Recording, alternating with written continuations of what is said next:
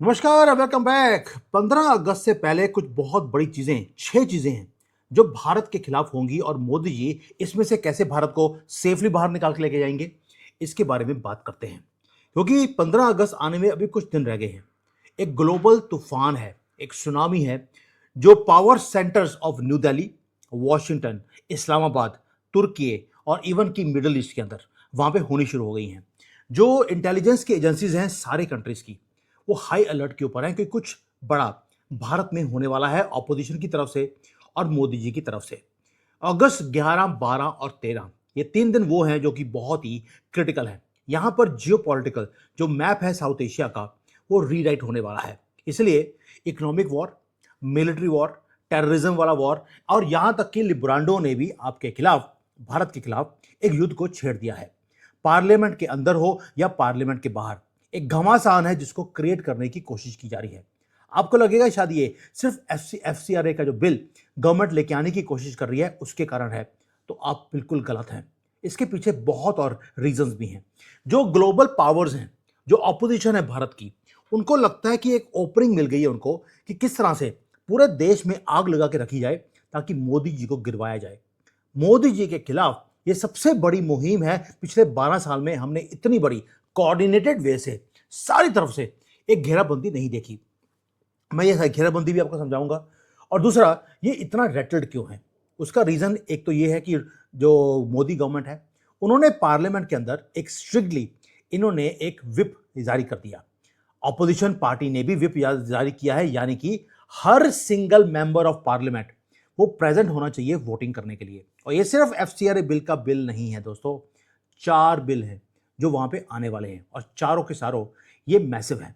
अब ये जो लेजिस्लेटिव मूव है जो गवर्नमेंट ने और ऑपोजिशन ने किया, इसके कारण जो हाउस है, जो लोकसभा या राज्यसभा है, वहां पर ये काम नहीं होने देंगे। और ये राइट बिफोर इंडिपेंडेंस डे हो रहा है। दिल्ली के अंदर ऑलरेडी हाई अलर्ट पे है, नॉट बिकॉज ऑफ 15 अगस्त, क्योंकि गवर्नमेंट को मालूम है ये सारी फोर्सेस अब दिल्ली में दोबारा से गन डालने की कोशिश करेंगे ताकि 15 अगस्त को अगर हमारी परेड ही ना हो। सोच के देखिए, अगर ये सारी फोर्सेस जीत जाती हैं और 15 अगस्त को हमारी एक एक परेड होती है, वो नहीं होती, तो ये सबसे बड़ा नाक कटने वाला काम हो जाएगा मोदी जी के लिए। मैं इसलिए बोल रहा हूं, बहुत बड़ी चीजें हैं जो प्लान की गई हैं हमारे भारत के खिलाफ। दोस्तों, ये जो फॉरेन के कंट्रीज हैं आज इतना असेंबल क्यों हो रहे हैं? भाई, स्वर्गीय गौर जो यूएसए का एम्बेसडर है, वो केरला में बैठा हुआ था और केरला की जिहादियों की गवर्नमेंट को बोलता है, आप बताइए आपको क्या चाहिए, हम आपके साथ कोऑपरेट करने को तैयार हैं। क्या आपने कभी देखा है कि भारत के मोदी जी अमेरिका में जाएं और वहां पे जाकर कैलिफोर्निया का जो गवर्नर है उसको मिले और उसको बोले, आप बताइए आपको क्या सपोर्ट चाहिए, हम आपको देने को तैयार हैं? या मोदी जी जाएंगे और डोनाल्ड ट्रंप से मीटिंग करेंगे और जो वहां के एम्बेसडर्स हैं उससे मीटिंग वहां के एम्बेसडर्स करते हैं। लेकिन अमेरिका को लगता है कि वो अब केरला में जाकर, पहले वेस्ट बंगाल में वो ममता बनर्जी को मिलते रहे, अभी वो केरला में जाके उनको बोलते हैं, आप बताइए क्या सपोर्ट चाहिए। किसके लिए? मोदी जी की गवर्नमेंट को गिरवाने के लिए। अदरवाइज कभी भी आपको एम्बेसडर किसी स्टेट के चीफ मिनिस्टर के साथ मिलता हुआ नहीं दिखाई देगा। ये डिप्लोमेसी का प्रोटोकॉल नहीं है। इसलिए ये हो रहा है सारा कुछ। ये इसलिए किया जा रहा है क्योंकि भारत कुछ करने वाला है। ये सारे अलायंसेस अब इकट्ठे हो रहे हैं स्ट्रेटेजिकली कि मोदी के खिलाफ और भारत के खिलाफ कैसे काम किया जाए। अब ये सारा कुछ काम शुरू हुआ अमित शाह के एक मास्टर स्ट्रोक के साथ। पहली बात यह है कि उन्होंने बोल दिया कि 22,000 करोड़ रुपए का जो फॉरेन फंडिंग का काटल है, इसे मैं बंद करने वाला हूं, क्योंकि ये साइडेडली टारगेट कर रहे हैं भारत के इंटरनल सिक्योरिटी को और स्टेबिलिटी को। और ये काम पिछले 70-75 साल से होता रहा। अब जो मिनिस्ट्री ऑफ होम अफेयर्स है, उन्होंने एफसीआरए बिल, जो अमेंडमेंट बिल है, वो तो इंट्रोड्यूस कर दिया। ये कोई रूटीन का लेजिस्लेशन नहीं है, ये तो सिर्फ पार्ट 1 है। पार्ट 2 और 3 और है इसके अंदर जो आने वाला है, क्योंकि फॉरेन फंडिंग जो है वो बंद करने से जो इंटेलिजेंस के प्रॉक्सीज भारत में काम कर रहे हैं, जिहादी जो काम कर रहे हैं और अपोजिशन जो इनके साथ मिलकर ताकि उनको पैसे मिलते रहें, और मीडिया जो काम करता है, वो बंद करना है। दोस्तों, 16,000 से ज्यादा एनजीओ ऐसी हैं जिसको 22,000 करोड़ रुपए अनअकाउंटेड फॉरेन फंड्स उनके पास आए हैं। और ये पैसा दिया क्यों जा रहा है? मैं बार बार बोलता हूं, देशद्रोह के लिए पैसे मिलते हैं, देश प्रेम के लिए पैसे नहीं मिलते, जूते मिलते हैं, जैसे मुझे, मोदी जी को और बाकी सारे नेशनलिस्ट को मिलते हैं आपकी तरफ से। दोस्तों, ये पैसा आया मिजोरम में, नागालैंड में, नॉर्थ ईस्ट से लेकर केरला, तमिलनाडु, साउथ में जितने स्टेट्स हैं, वहां पर एक मैन्युफैक्चर किया जाए अनरेस्ट को, वहां पर इनलीगल कन्वर्जन का नेटवर्क्स क्रिएट किए जाएं और भारत की जो इंफ्रास्ट्रक्चर प्रोजेक्ट्स हैं उसको कैसे रोका जाए। आपने देखा होगा, हमने ग्रेट निकोबार का आइलैंड अनाउंस किया, इमीडिएटली राहुल गंदगी और सोनिया गंदगी, जो कभी कभी बोलती नहीं है, लेकिन ग्रेट निकोबार आइलैंड के प्रोजेक्ट के लिए उसने बोलना शुरू कर दिया, ये तो एनवायरमेंटल ये थ्रेट है, यानी कि एनवायरमेंट गंदा हो जाएगा। जिस फैमिली ने पूरे देश में गंदगी फैलाई हो, उसके नाम में ही राहुल गंदगी हो, वो बोलता है कि एनवायरमेंट गंदा हो जाएगा तो अगर हमने ग्रेट निकोबार आइलैंड का प्रोजेक्ट किया। क्यों? क्योंकि हम चाइना को वहां बैठकर हम काउंटर करते हैं, इसलिए उन्होंने ये सारे स्यापे डालने शुरू कर दिए। ये सारी चीजें अमित शाह बंद करने वाले हैं। वो टूटी जो है फॉरेन फाइनेंशियल पाइपलाइन की, उसे बंद कर रहे हैं और इसीलिए जो शॉक वेव्स हैं वो पूरे दुनिया में आने शुरू हो गए। मैसिव इंटरनेशनल प्रेशर है दिल्ली के ऊपर कि आप इस बिल को पास नहीं करेंगे। भाई, भारत का अपना रूल है, हम अपने पार्लियामेंट में पास कर रहे हैं, अपने कंट्री में। कोई अमेरिका के कैलिफोर्निया में क्या होना चाहिए क्या नहीं होना चाहिए, हम उसके ऊपर बात नहीं कर रहे। अगर आज न्यूयॉर्क में कोई वहां पे जो गोरा है अपने अपने जो घर में पालतू कुत्ता होता है उसको भी सड़क पे लेके जाते हैं तो अलाउड नहीं है, क्योंकि वहां पर एक जिहादी वहां पे गवर्नर आके बैठ गया है और वो क्या कहता है कि आपको यहां पर डॉग्स को भी बाहर लेके जाना अलाउड नहीं है क्योंकि ये हराम है। भाई, आप अपने कंट्री में हरामीपन करते जा रहे हो, हमें कोई दिक्कत नहीं है, लेकिन हम अपने कंट्री को हरामीपन से बचाने के लिए जो काम कर रहे हैं, आपके पेट में दर्द क्यों हो रहा है? और वेस्टर्न लॉबीज जो है वो डिमांड करती हैं इस बिल को विड्रॉ किया जाए और इसको जॉइंट पार्लियामेंट्री कमेटी के अंदर भेजा जाए। अमेरिका में इतने लॉज होते हैं, यूके यूरोप वाले अपने कंट्रीज के लिए लॉज बनाते हैं, क्या हमने कभी बोला है कि आप जेपीसी में भेजिए?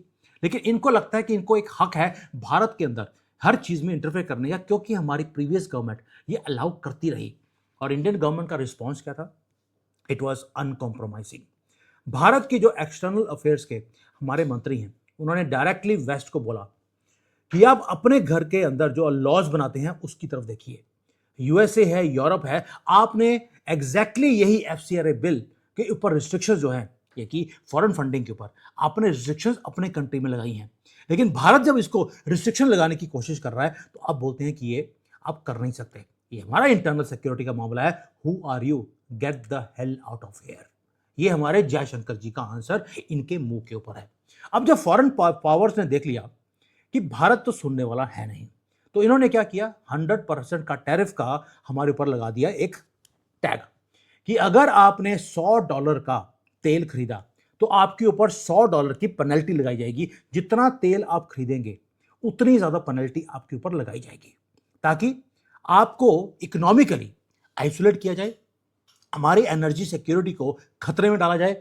और उससे क्या होगा कि भारत के अंदर इन्फ्लेशन बढ़ेगा, राहुल गंदगी को एक मौका मिल जाएगा सड़कों पे आने का और न्यू दिल्ली की गवर्नमेंट को पीछे हटना पड़ेगा। यूएसए की सुप्रीम कोर्ट जबकि मना कर चुकी है कि आप ये अनकॉन्स्टिट्यूशनली आप ये टैरिफ्स को नहीं लगा सकते, लेकिन वॉशिंगटन का जो डीप स्टेट है वो लगा है कि उनकी पकड़ भारत की मार्केट के ऊपर वो खत्म हो जाएगी, क्योंकि यहां पर जब एफसीआरए बिल आएगा, इनकी फंडिंग से जो ये गंद डालते हैं भारत में वो नहीं कर पाएंगे। मीडिया वाले इनसे पैसे लेकर जो अमेरिका की भाषा बोलते हैं, भारत के खिलाफ बोलते हैं, वो नहीं कर पाएंगे। इनका पूरा इकोसिस्टम वो टूट के रह जाएगा। इसलिए वो सारे काम कर रहे हैं भारत के खिलाफ। 100% का टैरिफ हमारे पर लगाया जा रहा है। उसका रीजन है जो global power balance of power है वो शिफ्ट हो रही है। दोस्तों, सिंगापुर के जो एम्बेसडर हैं उन्होंने रिसेंटली हाईलाइट किया एक टेरिफाइंग रियलिटी को कि जो वेस्टर्न पावर्स हैं, भारत और चाइना मिलकर इनको जीरो कर रहे हैं। 100 साल पहले यूके की इकोनॉमी भारत से 35 टाइम्स बिगर थी। आज भारत यूके को पीछे छोड़ चुका है और अगले 10-20 साल में हम यूके की इकोनॉमी से 10 गुना बड़ा हम राइज कर चुके होंगे। ये चीज उनको सहन नहीं हो रही कि जिनके ऊपर हम राज करते थे, जिनको गरीब लाचार काट पीट कर हम छोड़ के आगे थे कि अपने आप खत्म हो जाएंगे, आज वो हमसे आगे निकल गए। इसलिए जो वेस्ट के जो स्ट्रेटेजिस्ट हैं उन्हें मालूम है कि भारत के अंदर जब तक हम इकोनॉमिक वनरेबिलिटी नहीं लेके आएंगे तब तक ये हम इसकी ग्रोथ को रोक नहीं सकते। और हमारा सबसे बड़ा वनरेबल पॉइंट है कि हम 85 से लेकर 90% जो तेल है वो बाहर से खरीदते हैं। वॉशिंगटन टारगेट इसलिए हमारी किसी चीज को टारगेट नहीं कर रहा, वो हमारा जो एनर्जी का इंपोर्ट है उसको टारगेट कर रहे हैं। और जो पॉलिटिकल प्रॉक्सीज हैं उनको भी यहां पर एक्टिवेट कर दिया। क्यों? क्योंकि मोदी जी ने E20 का तेल यहां पे यूज किया, तो 20% जो हमारी तेल की रिक्वायरमेंट है वो भारत में ही पूरी हो रही है। इन्होंने क्या किया, राहुल गंदगी जैसे और पॉलिटिकल जो प्रॉक्सीज है भारत के अंदर, उनको शुरू कर दिया कि आप पैनिक को क्रिएट कीजिए कि आपकी गाड़ियां वो खराब हो रही हैं। आपने राहुल गंदगी की वो वीडियो देखी होगी जहां पर वो खड़े होकर बोलता है, टक टक करके वो खोलता है कि देखिए टैंकी के अंदर यहाँ पे जो फ्यूल है वो बड़ा गलत है, ये नीचे जाकर बैठ जाता है, जूस बन जाता है, ये जैसे आपका गन्ने का जस जूस होता है वैसे ये तेल है। जबकि गवर्नमेंट ने वीडियोस में प्रूव कर दिया कि ऐसा कुछ भी नहीं है। It is economically safe. भाई चाइना में रहता हूं, अमेरिका में, यूरोप में, सब जगह पे ये E20 यूज होता है, यहां तक ब्राजील में E35 तक यूज होता है। लेकिन भारत में ही ये पंगा क्यों हो रहा है, वो भी अभी क्यों? और जब ये कॉकरोच बड़ा धनधना रहे थे तब किसी की गाड़ी खराब नहीं हुई। अभी आज तक आप आजकल आप सुनते नहीं है कि किसी की गाड़ी खराब हो गई, क्योंकि गवर्नमेंट ने बोला आप प्रूव कीजिए कि आपकी गाड़ी इस तेल के कारण खराब हुई है। तो पता लगा वो तेल के कारण खराब नहीं हुई थी, जानबूझकर तेल में जो है तेल के जो डाला उन्होंने E20 का, उसके बीच में गन्ने का जूस साथ में डाल दिया, उससे गाड़ियां खराब हुई थी, ताकि एक मैंडेट को बनाया जाए। देशद्रोह के लिए पैसे मिलते हैं दोस्तों, देश प्रेम के लिए पैसे नहीं मिलते। और ये वही ऑपोजिशन है जो 2005 में पार्लियामेंट के अंदर खड़े होकर एडवोकेट कर रही थी इथेनॉल की इंटीग्रेशन, ताकि जो फॉरेन से ऑयल के ऊपर हमारी डिपेंडेंसी है वो खत्म हो जाए। आज वही राहुल गंदगी जिसकी गवर्नमेंट ने इसको प्रपोज किया था, आज उसको अपोज कर रहे हैं कि ये हमें नहीं लेना चाहिए। ये पॉलिटिकल हिपोक्रेसी दिखती है आपको? Not at all. ये सिर्फ भारत के अंदर जो स्टेबिलिटी है, जो हम इकोनॉमिकली कंट्री को आगे लेके जाने की कोशिश कर रहे हैं, ऑयल की लॉबी से हम बाहर निकल रहे हैं, उससे इसको रोकने की कोशिश है। और यहां पे जो हमारे फार्मर्स हैं, अब उनको पैसे बनने शुरू हो गए। अब वो वोट बैंक इनका नहीं रहा, वो मोदी जी की फेवर में बहुत बातें कर रहे हैं। पंजाब का जितना फार्मर है वो कंजरवाल को बोल रहा है, तुम बेवकूफ वाली बातें क्यों कर रहे हो, करोड़ों लीटर हम तेल बनाकर यहां पर गवर्नमेंट को बेच रहे हैं, हमें तो एग्रीकल्चर में काम करने की जरूरत नहीं है, हम तो तेल बेच के भी काम बना चला सकते हैं, इसलिए तुम ये जो प्रोपेगेंडा चला रहे हो इसको बंद कर दो। इसलिए जब दिल्ली में इन्होंने एक प्रोपेगेंडा चलाने की कोशिश करी केजरीवाल ने, वो फेल हो गया, क्योंकि पीछे से सपोर्ट ही नहीं था दोस्तों। इसलिए जो वॉशिंगटन है वो आपके ऊपर इकोनॉमिक वॉरफेयर, दूसरा जो है ये इकोनॉमिकली आपको अंदर से तोड़ने की कोशिश की जा रही है E20 के नाम पर, और तीसरी तरफ से एक कोलिशन जो आपने मक्का में देखा, इस्लामिक नेटो सो कॉल्ड, वो बन गया। अब आप सोच के देखिए, कल हाउतीज ने वहां पर अटैक किया सऊदी अरेबिया के ऊपर। क्या पाकिस्तान ने हाउतीज को अटैक किया? क्या उन्होंने ईरान को अटैक किया? नहीं किया। ये सिर्फ आपको डराने के लिए है कि देखिए हमने इस्लामिक नेटो को क्रिएट कर लिया है। ये अपने आप को सेव करने के लिए नहीं, ये आपके खिलाफ इन्होंने एक कोलिजन को क्रिएट किया है। और इसके पीछे मोहर किसने लगाई है? अमेरिका ने। अमेरिका मोहर इसलिए लगा रहा है, सिर्फ इसलिए, उनको मालूम है ना तो पाकिस्तान लड़ने वाली कौम है, ना ही तुर्की है, और ना ही सऊदी अरेबिया। ये सब इसलिए है कि अगर कभी युद्ध हुआ भारत का पाकिस्तान के साथ, ये सारे कूद जाएंगे। तो आपको लगता है मोदी जी इतने आसानी से इसको होने देंगे? अब मोदी जी समय से पहले चीजों को भांप लेते हैं। उन्होंने क्या किया, हमने इसका काउंटर स्ट्रेटजी हमने क्रिएट कर दी। भारत ने भी एक कंसोलिडेट किया है हाई वैल्यू का एक्सेस। कौन कौन है? भारत है, इजराइल है, ग्रीस है और यूएई है। और इजराइल ने अभी अभी रिसेंटली एक वार्निंग दिया दुनिया को कि भारत हमारा ग्रेटेस्ट अलाई है। और उसने क्या बोला, भारत को सिर्फ एक टारगेट बताना है, वो जमीन के ऊपर हो, आसमान में हो या समंदर में हो, बस आपको बताना है, ये खत्म करना है। और हम भारत के साथ खड़े होकर हम वो चीज को खत्म कर देंगे। We will strike at will according to Bharat. दोस्तों ये है हमारा काउंटर मूव, इसलिए डरिए मत। आपको समझ आना चाहिए आपके सामने खड़ा कौन है।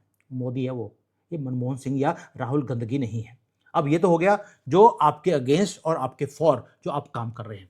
एट द सेम टाइम जो हमारे जयशंकर जी हैं, उन्होंने एक स्टेटमेंट दिया जो जनरली वो देते नहीं है, कि पाकिस्तान ऑक्युपाइड जो कश्मीर है, या Pakistan occupied Indian territory of Kashmir, वो इंटेग्रल पार्ट ऑफ भारत है। इसे रिक्लेम करना हमारा नॉन नेगोशिएबल नेशनल कमिटमेंट है, और इसके लिए हमें कोई रेजोल्यूशन पास करने की जरूरत नहीं है। ये हमारे अंदर बसी हुई चीज है, ये होकर रहेगा। तो ग्लोबल टेंशंस एस्केलेट हो रही हैं घर के बाहर, घर के अंदर जो ये ऑपरेशंस करने की कोशिश कर रहे हैं। कभी केरला में सर्गी गौर चले गए, कभी ऑपोजिशन को खड़ा कर दिया, पार्लियामेंट को चलने नहीं दिया, यहां तक कि पार्लियामेंट के जो अपने लीडर्स हैं, शशि तंदूर ने अभी बोला, तंदूर बोल रहा हूं, थरूर नहीं बोल रहा हूं, समझ लीजिए मैं क्या बोल रहा हूं। शशि तंदूर ने बोला अभी पार्लियामेंट में जो कुछ राहुल गंदगी कर रहा है वो बेवकूफी है। आप पार्लियामेंट को चलने ही नहीं दे रहे ये सोचकर कि बिल पास नहीं होंगे, और मोदी जी ने तो सारे बिल एक एक करके पास भी करवा लिए। आप हल्ला करते जाइए और गवर्नमेंट अपने आप सारे काम करते जा रही है। इसलिए जो भारत के अंदर ये जो सारे ऑपरेशंस किए जा रहे हैं पार्लियामेंट के अंदर और पार्लियामेंट के बाहर, इस सबको इसलिए किया जा रहा है ताकि मोदी जी को वीक प्रधानमंत्री दिखाकर इनको कुर्सी से हटाया जाए।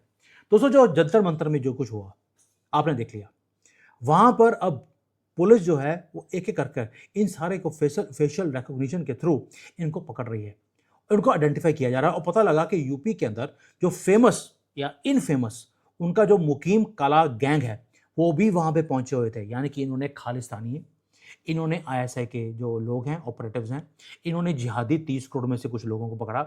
यहाँ तक कि यूपी के और बाकी जगह से भी जितने गैंगस्टर्स हैं उनको बुलाकर वहाँ पे बच्चों को आग लगाने की, गोलियां चलाने की इन्होंने पूरी प्लानिंग करी थी। इसलिए गवर्नमेंट ने आखिरी मोमेंट पर यह स्टेप लिया था। अगर इतना ही लोग जो हमारे एजुकेशन मंत्री हैं धर्मेंद्र प्रधान के अगेंस्ट होते तो कल एक रैली में थे, वो भारत का झंडा लहरा रहे थे और वहाँ पे सब लोग उनको चीयर अप कर रहे थे। दैट मीन्स वो सिर्फ 1000 जो जिहादी और सारे ये गैंगस्टर्स थे वही हैं सिर्फ जो कॉकरोच थे एक्चुअल में, और वो गवर्नमेंट के खिलाफ काम कर रहे थे। इसलिए आप देखिए जितने भी बहुत प्रोटेस्ट हुए भारत के अंदर, पिछले 75 साल से प्रोटेस्ट ही होते आ रहे हैं, लेकिन इस बार पहली बार है कि जो इंडियन सिटीजन हैं उन्होंने माँ बहन की गालियां उन्होंने निकालनी शुरू कर दी इन कॉकरोचों को उनके मुंह के ऊपर। झारखंड में ये कॉकरोच जाने की कोशिश कर रहे थे। वहां पे झारखंड के जो प्रोटेस्टर्स हैं या स्टूडेंट प्रोटेस्ट जो कर रहे हैं उन्होंने धक्के मारकर इनको निकाल दिया कि आप एंटी नेशनल एलिमेंट्स की जरूरत हमें अपने यहां पर नहीं है। आपको फॉरेन की फंडिंग मिलती होगी भारत के अंदर एजुटेशन को हाईजैक करने के लिए, जैसे आपने जंतर मंतर में किया। यहां पर आपकी जरूरत नहीं है। धक्के मार के माँ बहन की गाली निकाली हैं, इनको बाहर निकाल दिया। और ये डिजर्व करते हैं, कॉकरोच हो या लिब्रांडो हो या जिहादी हो, इनको मदर सिस्टर आपको करनी ही पड़ती है। इसके अलावा इनका कोई इलाज नहीं है। अब देखिए ये सारे काम हो रहे हैं, पूरा का पूरा जो मॉडल है उसको क्रश करने की कोशिश की जा रही है, और यहां तक कि जो डेमोग्राफी को चेंज करने की कोशिश है वो भी लगे हैं। वो मोदी जी लगे हों या योगी जी लगे हों या अजीत डोभाल लगे हों। क्यों बोल रहा हूं अजीत डोभाल जी ने डायरेक्टली एक मैसेज दिया यूथ को, जो देश के यूथ हैं। क्या दिया कि नेशनल सिक्योरिटी हमारी पर्सनल रिक्वायरमेंट है और पर्सनल हमारी रिस्पॉन्सिबिलिटी है। इसके अंदर पॉलिटिकल और इंस्टीट्यूशनल सेल्फ इंटरेस्ट नहीं आ सकता। National security is Paramount. आप किसी भी आइडियोलॉजी को फेस करते हो या फॉलो करते हो। इसलिए बोल रहा हूं अगस्त 11, 12, 13 पार्लियामेंट के अंदर 3 चीजों पे डिस्कशन होने वाली है। एफसीआरए का update, delimitation and women's reservation का रोड मैप। और ये 3 लेजिस्लेशन ऐसी हैं जिसके ऊपर डिबेट ऑपोजिशन करने देगा नहीं। वो क्या बोल रहा है, अमित शाह माफी मांगे, मोदी जी माफी मांगे, और जितने पुलिस वालों ने डंडे मारे थे उन सबको सस्पेंड किया जाए। तो राहुल गंदगी, मैं आपसे पूछता हूं, तेरी मां ने, तेरी दादी ने, वो इंदिरा गंदगी, उसने इमरजेंसी लगाई थी, क्या तुमने कभी माफी मांगी? तेरा बाप वही जो ब्रॉथल हाउस में एक वाइफ को लेके आया था, उसने सिखों का नरसंहार किया 84 में, क्या तुमने, तुम्हारी पार्टी ने कभी माफी मांगी? तुमने देश का विभाजन कर दिया रिलीजन के नाम पर कि हिंदू मुसलमान इकट्ठे नहीं रह सकते। तुमने यहां पर उस गंद के ढेर को यहीं पे तुम्हारी फैमिली ने यहां पर बसने दिया, और आज वो कॉकरोचों की तरह मल्टीप्लाई होकर वो बड़े हो गए हैं। ये कौन बोल रहा है? ये देश का हर सनातनी बोल रहा है। क्या तुमने इस देश से, इस हिंदुओं से कभी माफी मांगी? और आज तुम माफी मांगने वाले हो गए।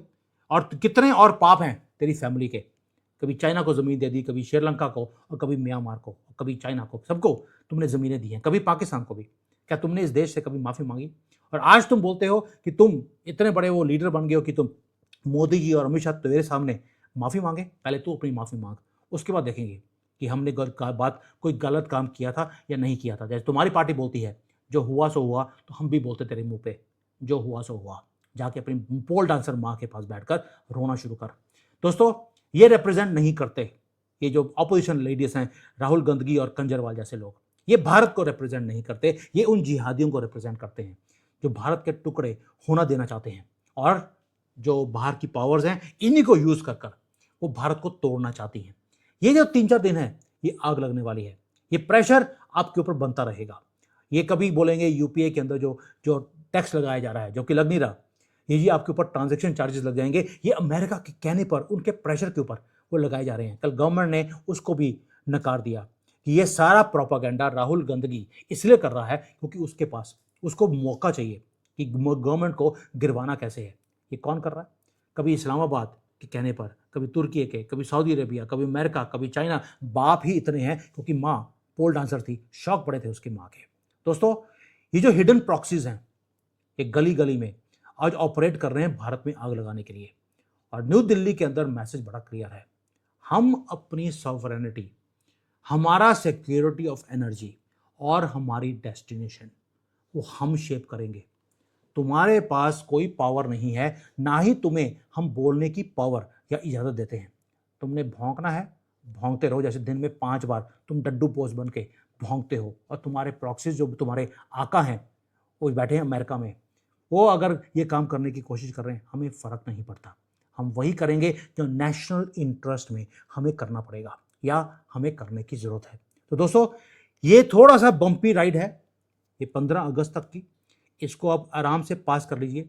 एक बार रूल ये लॉज पास हो गए उसके बाद देखिए चेंजेस कैसे आती हैं। और कल भी मैंने वीडियो बनाया था कि जिहादियों को अब हाई कोर्ट और सुप्रीम कोर्ट चाह कर भी उनको सपोर्ट नहीं कर सकता। ऑलरेडी रूल्स अमित शाह पास कर चुके हैं, इतना टाइट लॉ पास किया है कि हाई कोर्ट वालों के हाथ कांप रहे होंगे कि भैया मोहम्मद आया था सामने रिलीफ मांगने के लिए, कहता मैं क्या करूं, मैं तुम्हें, जज साहब बोलते हैं, तुम्हें रिलीफ तो मैं देना चाहता हूं लेकिन मेरे हाथ बंधे हुए हैं।